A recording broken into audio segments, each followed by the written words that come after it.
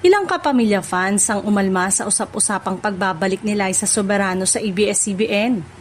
Umani ng samot-saring reaksyon mula sa ilang kapamilya fans ang usap-usapang posibleng pagbabalik ni Liza sa paggawa ng proyekto sa Pilipinas matapos sa kanyang pagbabalik bansa para sa promotion ng international animated film na Forgotten Island.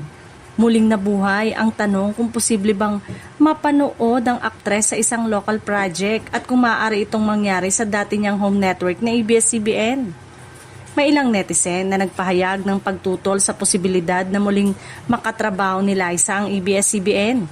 Binalikan nila ang naging kontrobersya noon kaugnay ng mga naging pahayag ng aktres tungkol sa naging showbiz career at sa sistemang kanyang kinagisnan.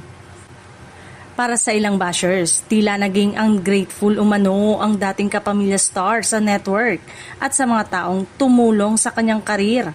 Bagamat pananaw lamang ito ng ilang netizen at hindi dapat ituring na kumpirmadong katotohanan. May ilan namang nagsasabing kung totoo mang may planong kunin muli si Liza para sa isang kapamilya project, sana raw ay unahin din ng network ang mga artistang nanatili at patuloy na sumusuporta rito sa mga nakaraang taon. Para sa kanila, natural lamang na magkaroon ng mixed reaction dahil naging kontrobersyal ang naging paglipat ng direksyon ng karir ni Liza nang piliin niyang subukan ang kanyang kapalaran sa international entertainment scene. Pero marami rin ang dumepensa sa aktres.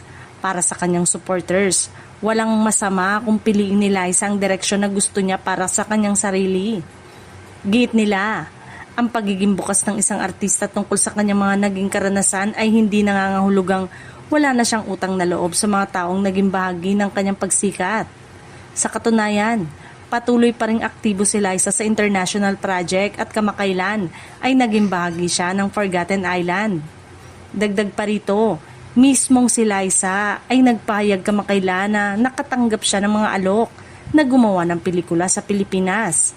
Sinabi rin niyang espesyal sa kanya ang Pilipinas at ang mga tagahangang nakasubaybay sa kanyang paglaki. Ngunit nais niyang maging espesyal at makabuluhan ang proyektong gagawin niya kapag tuluyan siyang bumalik sa local entertainment scene.